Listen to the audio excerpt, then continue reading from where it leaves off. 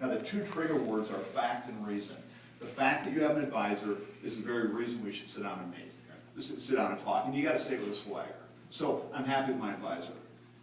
The fact that you have an advisor is the very reason I think it would be a good idea for us to sit down and talk. You get some unnecessary word too. Verbal economy. The fact that you have an advisor is the very reason we should talk. Okay. So say it one more The time. fact that you have an advisor is the very reason we should talk. One more time. The fact that you have an advisor is the very reason we should talk. Now, this is the first time he's ever seen this. And what did he say when I said that?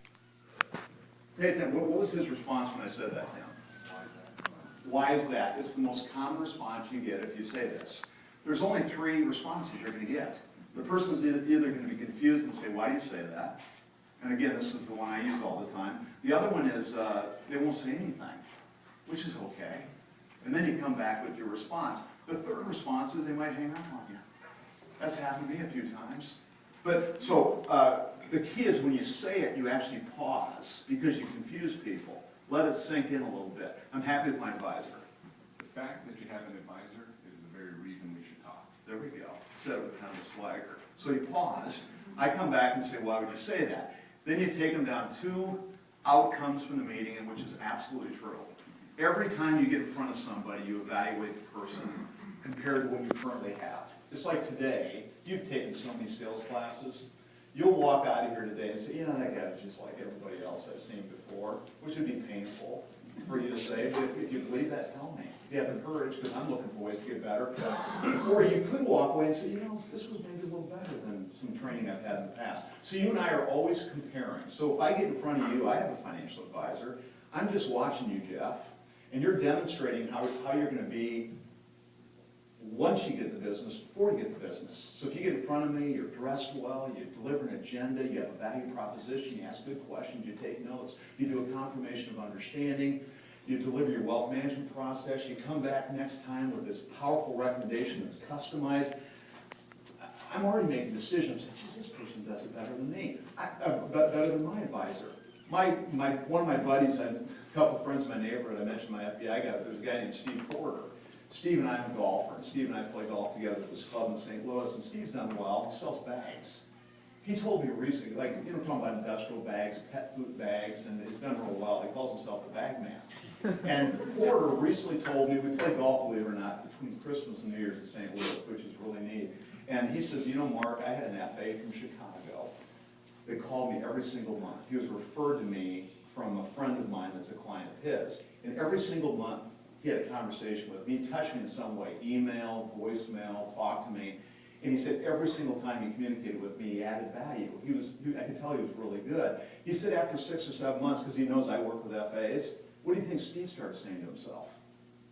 It's the natural thing you always do as a human being. He was starting to what? He was comparing this guy with his current FA. And he started realizing, my FA hasn't called me in 3 or 4 months. This guy's calling me every month. He finally brought the guy in, and he gave some of his assets to this FA. So the point is, it's a human condition to compare what you have versus what is in front of you that potentially represents change. So what you do is you take them down 2 paths, and just say, when we meet, one of 2 things will happen, and they're both good for you. So go ahead and say it. When we meet, one of 2 things will happen, and they're both good for you. One more time. When we meet, one of 2 things will happen, and they'll both be good for you. Okay, so put them both together. I'm happy with my advisor. Okay? I'm the fact reason. The fact you're happy with your advisor is the very reason we should meet. Why would you say that?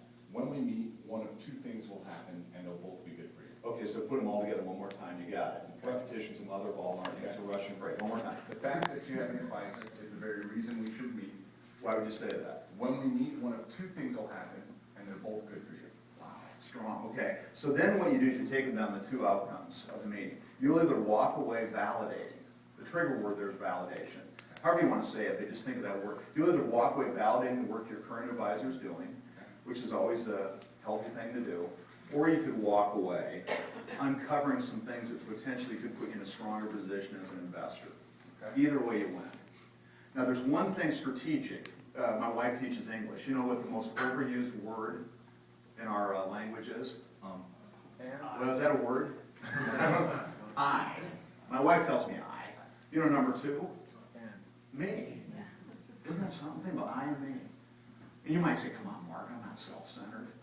Next time you get a family portrait, who's the first person you look at? I mean, think about it. So, believe it or not, I mean, we work on influence and psychology. Here's another good book to read.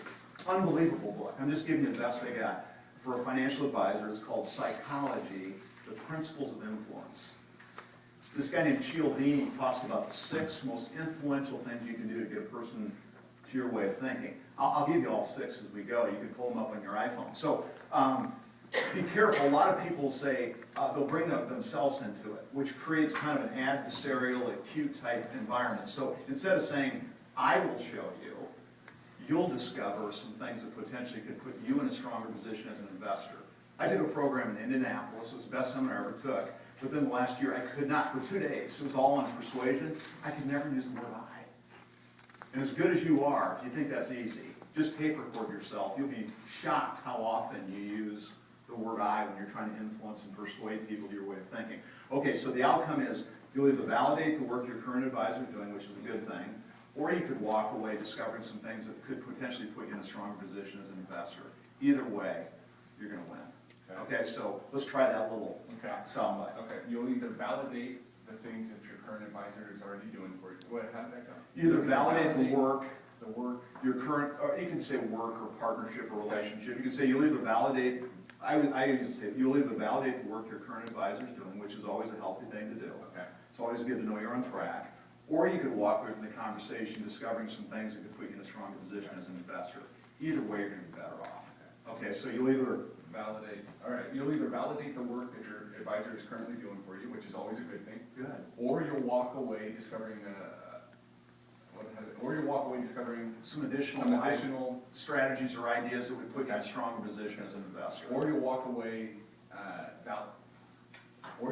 discovering some additional. Discover is a key word. Validation, discover.